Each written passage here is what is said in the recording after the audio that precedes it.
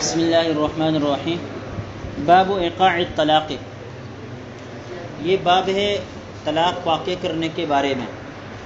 دیکھیے پہلے کوئی کسی چیز کا نفس ہوتا ہے، نفس ذات چیز ہوا کرتی ہے، اس کے بعد پھر اس کے ہونے نہ ہونے کا یا واقع کرنے نہ کرنے کا مسئلہ ہوتا ہے۔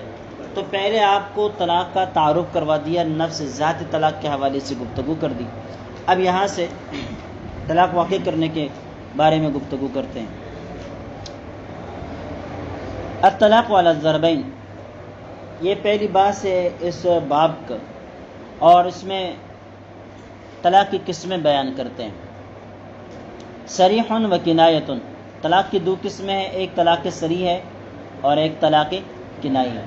بھائی طلاق صریح نہیں، طلاق کنایہ نہیں، الفاظ طلاق صریح یا الفاظ طلاق کنائی، یعنی الفاظ طلاق کبھی صریح ہوتے ہیں کبھی کنائی ہوتے ہیں۔ اب صریح کیا ہے، خود تشریح بتلاتے ہیں کہ الفاظ صریح وہ ہوتے ہیں جو طلاق کے معنی میں بلا کسی غور و فکر کے استعمال ہوتے ہیں۔ جیسے ہی آپ نے سنا ہر کسی کی سمجھ میں یہی آتا ہے کہ اس سے مراد کیا ہے، طلاق ہی ہے، کوئی دوسرا معنی وہ نہیں رکھتے ہوتے سوائے طلاق کے۔ ایسے الفاظ کو صریح فی الطلاق کہا جاتا ہے، یعنی یہ الفاظ طلاق کے معاملے میں بالکل صریح ہے، کسی غور و فکر نیت وغیرہ کے محتاج نہیں ہے۔ اور کنائی اس کو کہتے ہیں جو اس قسم کے صریح نہیں ہوتے، بلکہ ان کو سوچنے کی، غور و فکر کرنے کی یا کم از کم نیت کی ضرورت ہوتی ہے کہ یہ طلاق کے اوپر محمول کیے جا سکتے یا نہیں کیے جا سکتے۔ فالصریح قولہ انت طالق و مطلقۃ و طلقتک، صریح الفاظ طلاق کی وہ یہ ہے، کوئی شخص اپنی بیوی سے یہ کہے انت طالق، یا یہ کہے مطلقہ، یا یہ کہے طلقتک، یہ الفاظ جب اس کے منہ سے نکل گئے، کسی بھی نیت سے نکل گئے، طلاق واقع ہو جائے گی۔ اب وہ لاکھ مرتبہ کہتا ہے میری نیت نہیں تھی، یہ تھا وہ تھا، اس کا اعتبار نہیں کیا جائے گا۔ فہذا یقع بالطلاق الرجعی، ان الفاظ کے ذریعے سے طلاق رجعی واقع ہوتی ہے۔ لأن هذه الالفاظ تستعمل في الطلاق، اس لیے کہ یہ الفاظ طلاق ہی کے اندر استعمال ہوتے ہیں، کسی اور معنی میں استعمال نہیں ہوتے۔ ولا تستعمل في غیره فكان صریحا، لہذا یہ طلاق کے لیے صریح الفاظ ہوتے ہوں گے۔ وانه يعقب الرجع بالنص، اور یہ اپنے ماں بعد رجوع کو ثابت کرتے ہیں بالنص، نص کی وجہ سے۔ الطلاق مرتان فامساک بمعروف او تسریح باحسان، اب یہ آیت بتلاتی ہے کہ طلاق کے بعد پھر رجوع کیا جا سکتا ہے جب طلاق صریح ہو، جب طلاق صریح ہو، اور طلاق بھی ایک یا دو ہو، اس سے زیادہ نہیں۔ اللہ اکبر۔ اس سے پہلے یہ بات جان لیں کہ طلاق کی تین قسمیں ہیں، ایک طلاق رجعی ہے، ایک طلاق بائن ہے، ایک طلاق مغلظہ ہے۔ طلاق رجعی اسے کہا جاتا ہے جو اپنے ماں بعد رجوع کو ثابت کرتی ہے۔ کیا کرتی ہے؟ ماں بعد رجوع کو ثابت کرتی ہے، یعنی طلاق کے بعد آپ کو رجوع کا حق حاصل رہتا ہے، یہ طلاق رجعی کہلاتے ہیں۔ اور یہ وہ طلاق ہوتی ہے جو صریح الفاظ کے ساتھ دے دی جائے، ایک بار یا دو بار، اس سے زیادہ نہیں، ٹھیک ہے۔ اور طلاق بائن چونکہ بینونت سے ہے، بینونت کا مطلب ہوتا ہے جدا کر دینا، تو یہ وہ طلاق ہوتی ہے جو میاں بیوی کے درمیان تفریق پیدا کر دیتی ہے، اس کے بعد پھر رجوع کا حق نہیں رہتا۔ لیکن یہ بینونت اور جدائی اس درجے کی نہیں ہوتی کہ اب یہ کسی بھی طرح جڑ نہ سکے، بلکہ راستہ ہوتا ہے کہ تجدید نکاح کے ذریعے سے ان دونوں کا آپس میں پھر میاں بیوی والا تعلق قائم ہو سکتا ہے۔ اس کو طلاق بائن کہتے ہیں۔ کیا کہتے ہیں؟ یہ وہ طلاق ہوتی ہے جو صریح الفاظ سے ہٹ کر کنائی الفاظ کے ذریعے سے دے دی جائے، ٹھیک ہے، یا صریح الفاظ کے ساتھ ساتھ کوئی ایسا وصف ذکر کر دیا جائے جو بینونت کے اوپر دلالت کرتا ہو، تو پھر اس سے بھی طلاق بائن واقع ہو جاتی ہے، جیسے کہ آگے خود تفصیلات آئیں گی۔ تیسری قسم طلاق کی یہ ہے کہ 3 مرتبہ طلاق دے دی جائے، ٹھیک ہے، جیسے کہ طلاق رجعی کے جو الفاظ ہیں نا، 3 مرتبہ ان کو استعمال کیا جائے تو اس کو طلاق مغلظہ کہتے ہیں۔ پھر اس کے بعد نہ رجوع کا حق ہوتا ہے اور نہ تجدید نکاح ہو سکتا ہوتا ہے، بلکہ اس کے بعد جو ہے وہ حلالہ والا جو نظام ہے وہی چلتا ہے، ٹھیک ہے نا۔ تو یہاں پر یہ بتلا رہے ہیں یہ کہ بھی طلاق الرجعی، یہ اس سے طلاق رجعی واقع ہوتی ہے اور یہ ماں بعد رجوع کو ثابت کر دیتی ہے بالنص، نص کے ذریعے سے۔ ایک تو وبعولتهن احق بردهن، کہ ان کے شوہر ہی ان کی طرف لوٹ آنے کے زیادہ حقدار ہیں. ٹھیک ہے. ولا يفتقر الى النیہ، یہ چونکہ طلاق کے اس معنی کے اندر بالکل کھلے ہوئے واضح اور صریح ہوتے ہیں، اس لیے نیت کے محتاج نہیں ہوتے. کسی شخص کی زبان سے طلاق کے الفاظ نکل گئے، بس نکل گئے، اس کا اعتبار ہوگا. اب نیت کو نہیں دیکھیں گے کہ اس کی کیا نیت تھی، لأنه صریح فی لغلبۃ الاستعمال، غلبہ استعمال کی بنا پر. یہ غلبہ استعمال کا لفظ لا کر اشارہ کر دیا کہ عربی میں یہ الفاظ صراحتاً استعمال ہوتے ہیں طلاق کے لیے، لیکن کسی دوسری زبان میں دوسرے الفاظ بھی صراحت کے ساتھ طلاق کے لیے استعمال ہو سکتے ہیں.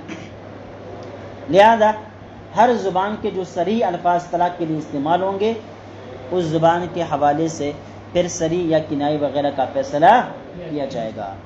وقضا اذا نول ابانہ، اس طرح اگر یہ آدمی یہ الفاظ بول کر اس سے طلاق بائن مراد لیتا ہے تو اس کا بھی اعتبار نہیں ہوگا. کیوں؟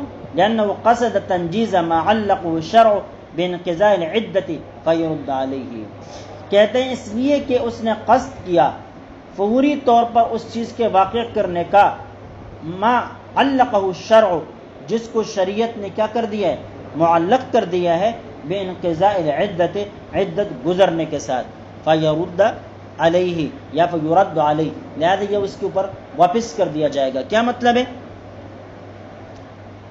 طلاق صریح کے الفاظ بولے، انت طالقن بولا، اور کہا کہ میری مراد اس سے طلاق بائن تھی کہ جان چھوٹ جائے، طلاق بائن تھی کہ جان چھوٹ جائے، اس نیت کا کوئی اعتبار نہیں ہوگا. کیوں؟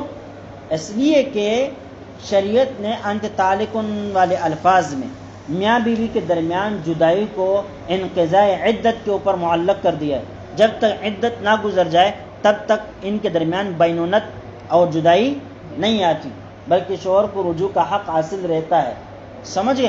اب اس شخص نے بینونت کا ارادہ کر کے بیوی کو بالکل الگ کرنے کا ارادہ کر کے شریعت کے اس معنی کی خلاف ورزی کی ہے، لہذا اس کا کوئی اعتبار نہیں کیا جائے گا. وَلَوْ نَوَى الطَّلَاقَ عَنْ وَثَاقٍ یا وِثَاقٍ، دونوں سے. ایک شخص نے یہ الفاظ بول کے پھر نیت یہ کی کہ میرا ارادہ یہ تھا کہ یہ عورت قید سے آزاد ہو، بندھن سے آزاد ہو، بیڑی سے آزاد ہو، لم یدین فی القضاء، تو قضاءً اس کی تصدیق نہیں کی جائے گی، لأنہ خلاف الظاہر، اس لیے کہ اس کی یہ جو نیت ہے یہ ظاہر کے برخلاف ہے. انت طالقن کا لفظ یہ طلاق کے لیے صراحتاً استعمال ہوتا ہے، صریح لفظ ہے. اب وہ یہ کہتا ہے کہ میری مراد اس سے یہ تھی، کیونکہ طالق کا مطلب ہے آزاد کرنا، چھڑا دینا. ٹھیک ہے، لہذا میرے مراد یہ تھا کہ تو قید سے آزاد ہے، تو بیڑیوں سے آزاد ہے، تو بندھن سے آزاد ہے، یہ میری نیت اور ارادہ تھا. تو کہتے ہیں اس کی اس نیت کا اعتبار نہیں کیا جائے گا قضاءً. ہاں دیانتاً اس کا اعتبار کیا جا سکتا ہے، اس لیے کہ معنی کا احتمال رکھتا ہے. اور پہلے کئی مرتبہ یہ بات گزر چکی ہے کہ جب کوئی لفظ کسی معنی کا احتمال رکھتا ہو لیکن وہ معنی خلاف ظاہر ہو تو دیانتاً اس کا اعتبار ہوتا ہے اگر اس کے نیت اور ارادہ کیا جائے، لیکن قضاءً اس کا اعتبار نہیں ہوتا. وَيُدَيَّنُ فِي مَا بَيْنَهُ وَبَيْنَ اللَّهِ تَعَالَى، البتہ دیانتاً اس کی تصدیق کی جائے گی.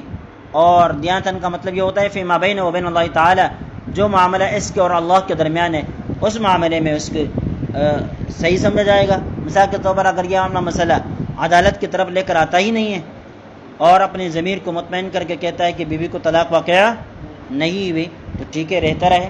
لیکن جب عدالت میں آئے گا یا جو قاضی کے مفتی کے پاس فیصلہ لے کر آئے گا تو پھر مفتی فتویٰ دے گا کہ بھئی جدائی ہو گئی ہے، اور قاضی فیصلہ کر دے گا کہ طلاق واقع ہو چکی ہے.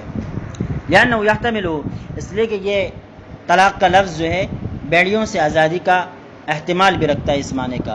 ولو نوى به الطلاق عن العمل، اگر انت طالق کہہ کر یہ مراد لے لیے کہ آپ کام سے آزاد ہے، آپ کیا ہے، کام سے آزاد ہے.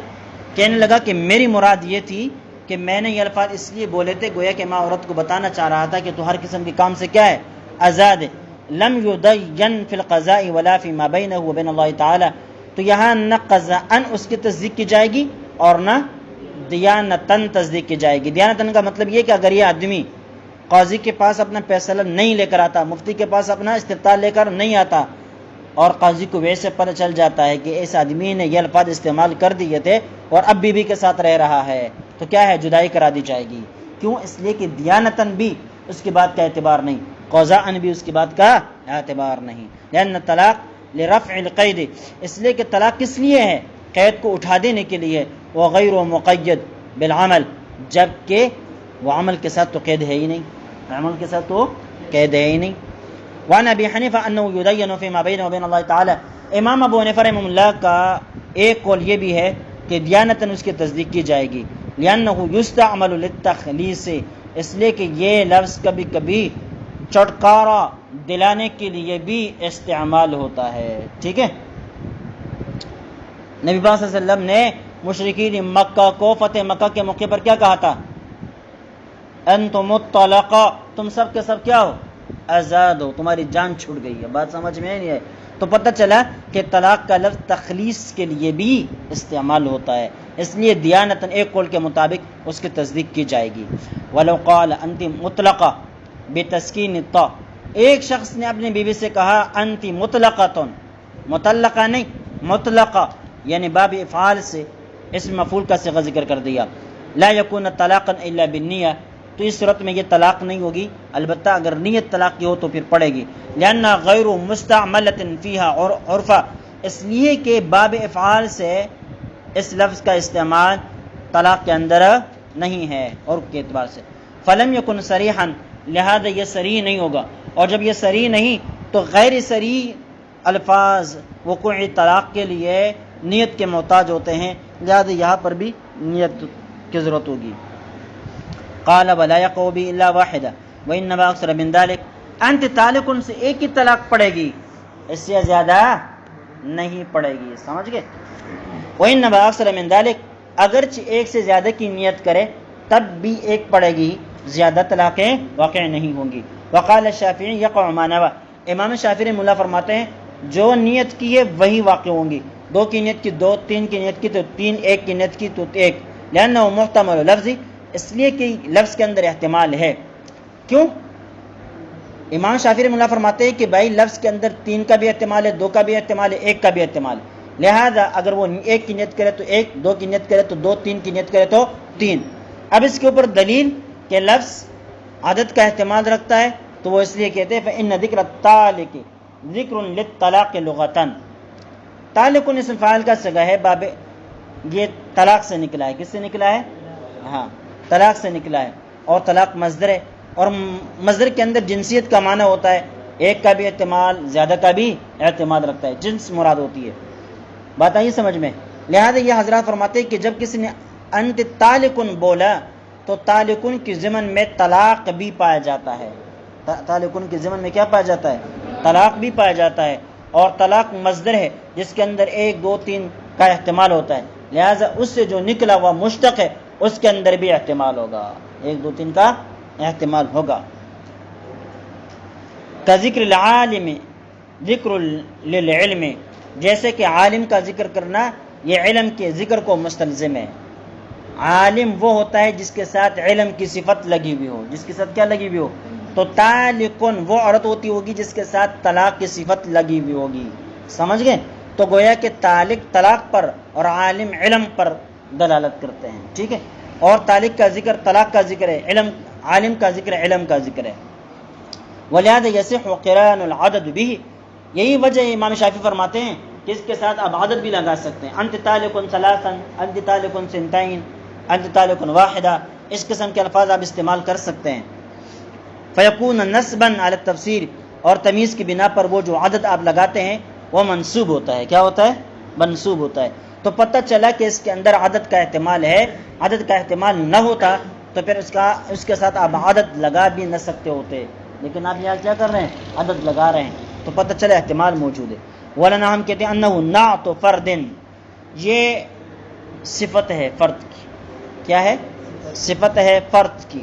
حتی قیل للمثنى طالقان، یہاں تک کہ دو کو طالقان کہنا پڑتا ہے۔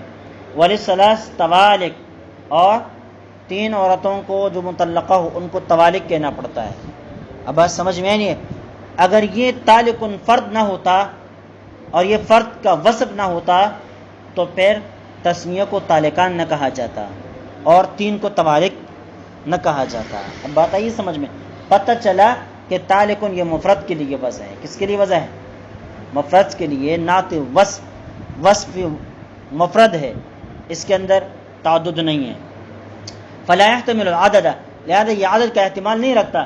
لأنه ضدہ، اس لیے کہ یہ عدد کی ضد ہے. عدد کی ضد ہے بھائی. اس کے اندر کیونکہ وحدت کے اندر توحد کا معنی ہوتا ہے. توحد کا مطلب یہ جو عدد سے پاک ہو، جو عدد سے کیا ہو؟ پاک ہو. اب تم کہتے ہو طالقن جس کے اندر توحد ہے، اس میں آپ 2 کی 3 کی نیت کر سکتے ہیں، تو گویا کہ آپ توحد کے ساتھ تعدد کو شامل کر رہے ہیں. جبکہ توحد اور تعدد دونوں آپس میں کیا ہے؟ ضد ہے، اور کوئی ضد اپنی ضد کا احتمال نہیں رکھتا ہوتا. ٹھیک ہے. وذکر الطالق ذکر للطلاق وصفۃ للمرأة. جہاں تک اس مسئلے کی بات ہے کہ آپ کہہ رہے ہو کہ طالقن کا ذکر یہ طلاق کا ذکر ہے، تو ہم کہتے ہیں کہ وصفۃ للمرأة، یہ طالقن جو ہے یہ تو عورت کی صفت ہے. کس کی صفت ہے؟ لا لطلاق، یہ طلاق کی صفت نہیں ہے. جو طلاق تطلیق کے معنی میں، جو طلاق کس کے معنی میں ہے؟ تطلیق کے معنی میں ہے. لہذا پتہ چلا کہ آپ جو کہہ رہے ہیں کہ طالق بول کر اس کے ضمن میں طلاق کا معنی پایا جاتا ہے، تو ہم کہتے ہیں دیکھیں یہ طلاق کی صفت نہیں ہے، بلکہ یہ کس کی صفت ہے؟ امرأۃ، عورت کی صفت ہے. ٹھیک ہے. انت امرأۃ طالق، آپ ایسی عورت ہے کہ جس کو طلاق دی گئی ہے. ٹھیک ہے، یہ اس کی صفت ہے، لہذا اس کے اندر تعدد نہیں. والعدد الذي يقترن به نعت لمصدر محذوف معناه طلاقا ثلاثا. اور آپ نے یہ کہا کہ اس کے لیے وصف عدد لایا جا سکتا ہے. اس کے بعد مثال کے طور پر یہ کہا انت طالق ثلاثا، یہ جو کہا جا سکتا ہے، تو کہتے ہیں یہ اس وجہ سے نہیں کہا جا سکتا کہ یہ ثلاثا طالقن کی صفت ہے. یہ اس وجہ سے نہیں کہا جاتا کہ ثلاثا کس کی صفت ہے؟ طلاقن کی صفت ہے، بلکہ یہ ثلاثن جو ہے یہ طلاق کی صفت ہے. کس کی صفت ہے؟ طلاق کی صفت ہے. اور اصل یہ اور جو ہے نا وہ طلاق لفظ مصدر ہے، محذوف ہے. وہ یہ والذی یقترن به نعت، جس کے ساتھ نعت اور مقترن ہوتا ہے لمصدر محذوف، وہ مصدر محذوف کا ہوتا ہے. معنی طلاقا ثلاثا، انت طالق ثلاثا کا مطلب یہ ہوتا ہے انت طالق طلاقا ثلاثا، انت طالق طلاقا ثلاثا.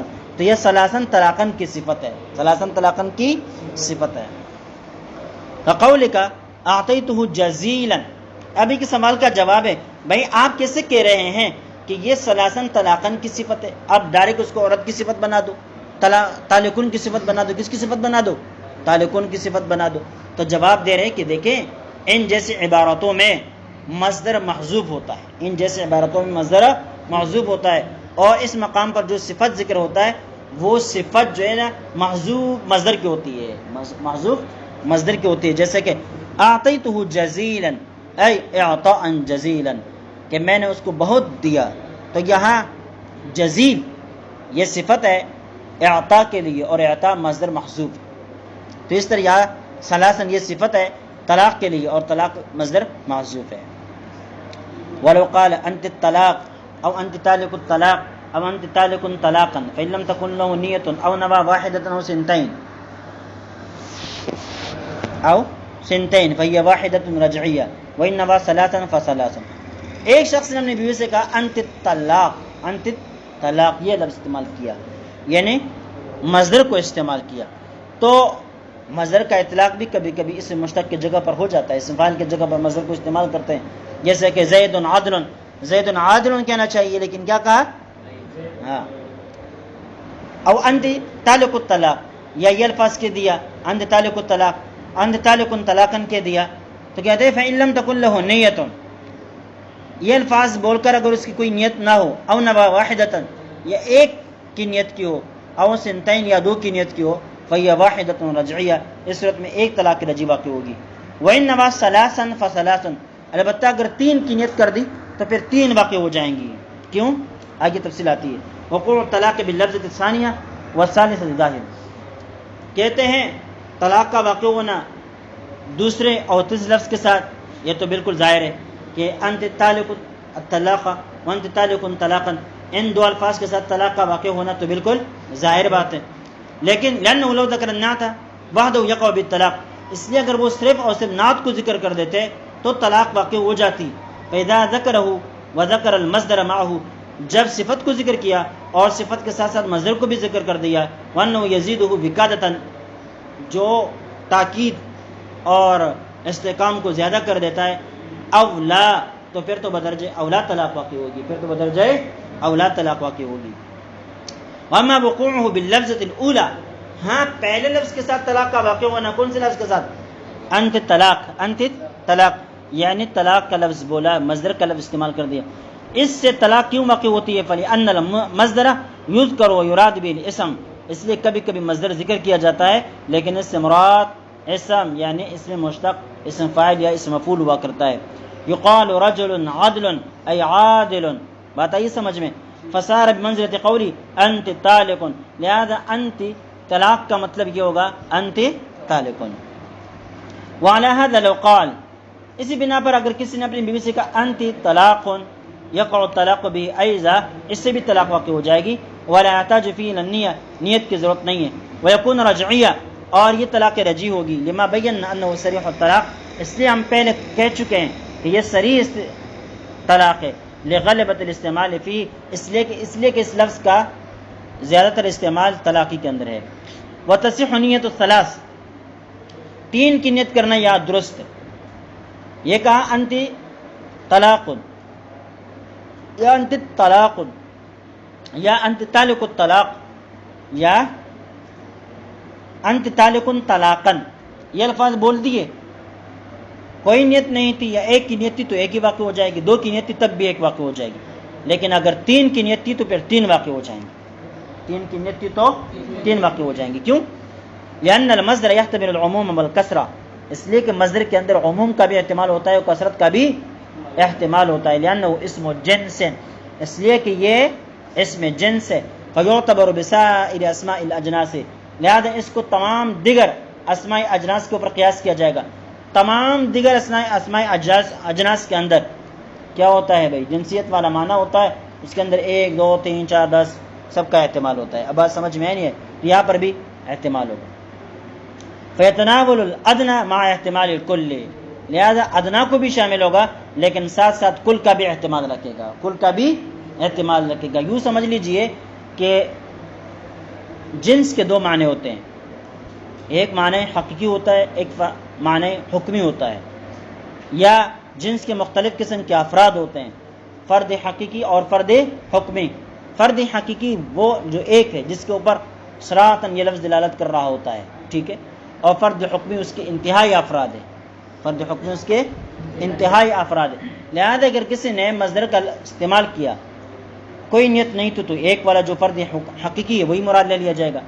لیکن اگر نیت کی تھی اور وہ نیت ایسی تھی جو فرد حکمی کے مطابق تھی تو پھر اس کا اعتبار کیا جائے گا، ورنہ اعتبار نہیں کیا جائے گا. اب تین جو ہے یہ طلاق کا فرد حکمی ہے، کیونکہ یہ طلاق کا آخری حد ہے، اس سے بڑھ کر آگے کوئی طلاق نہیں ہوتی. لہذا ایک یہ طلاق کا فرد حقیقی ہے اور تین طلاق یہ طلاق کا کیا ہے؟ فرد حکمی ہے. تو اگر نیت نہ ہو تو فرد حقیقی مراد لیں گے، لیکن اگر نیت ہو تو فرد حکمی بھی مراد لیا جا سکتا ہے. سمجھ گئے؟ البتہ بیچ میں جو دو ہے وہ نہ فرد حقیقی ہے اور نہ فرد حکمی ہے، لہذا اس کا اعتبار نہیں کیا جائے گا. ولا تصح نیت سنتین فیہا، دو کی نیت کرنا درست نہیں ہے. خلافا للظفر، امام ظفر رحمۃ اللہ کے برخلاف. وہ یقول ان سنتین بعض الثلاث، امام ظفر فرماتے کہ دو تین کا بعض ہے. جب تین کی نیت کرنا درست ہے تو تین کا جو بعض ہے اس کا نیت کرنا بھی کیا ہوگا؟ درست ہوگا. فلما سعت نیت الثلاث سعت نیت بعضها ضرورتا، حضرت فرماتے کہ جب تین کی نیت کرنا درست ہے تو تین کا جو بعض حصہ ہے اس کی نیت کرنا بھی ضرورت درست ہوگا. ونحن نقول، ہم کہتے ہیں نیت الثلاث انما صحت لکونها جنسا، تین کی نیت تو اس لیے درست ہے کہ یہ مصدر ہے اور مصدر جنس کے معنی میں ہوتا ہے، لہذا یہ جنس ہے. حتی لو كانت المرأة امتا تصح نیت سنتین باعتبار معنی الجنسیہ، یہاں تک کہ اگر یہ عورت آزاد نہ ہو بلکہ باندھی ہو تو پھر باندھی کے حق میں طلاق کا فرض حکمی 2 ہے، طلاق کا فرض حکمی 2 ہے، لہذا پھر 2 کی نیت کرنا بھی درست ہوگا۔ بتائیے سمجھ میں، کیونکہ وہی فرض حکمی ہے۔ بالفاظ دیگر ہم نے فرض حکمی کی نیت کا اعتبار کرنا ہے، وہ 2 ہو تو 2 بھی درست، اگر وہ 3 ہو تو 3 بھی درست، 2 باندھی کے حق میں اور 3 آزاد عورت کے حق میں۔ اما سنتان فی حق الحرہ عدد، ہاں 2 یہ آزاد عورت کے حق میں یہ عدد محض ہے، واللفظ لا يحتمل العدد، جبکہ لفظ عدد کا احتمال نہیں رکھتا۔ وهذا لأن معنى التوحد مراعا في ألفاظ الوحدان، اور یہ اس لیے کہ توحد کا معنی واحد الفاظ کے اندر ملحوظ خاطر ہوتا ہے، یعنی اس کی رعایت اور لحاظ رکھا جاتا ہے۔ وذلك بالفردیہ، اور یہ اس صورت میں ہو سکتا ہے کہ آپ اس کی جنب فردی معنی مراد لے لو، ابھی الجنسی یا جنسی معنی مراد لے لو۔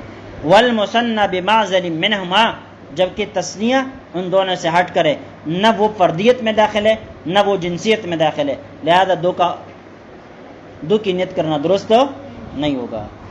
چلیے یہاں تک آپ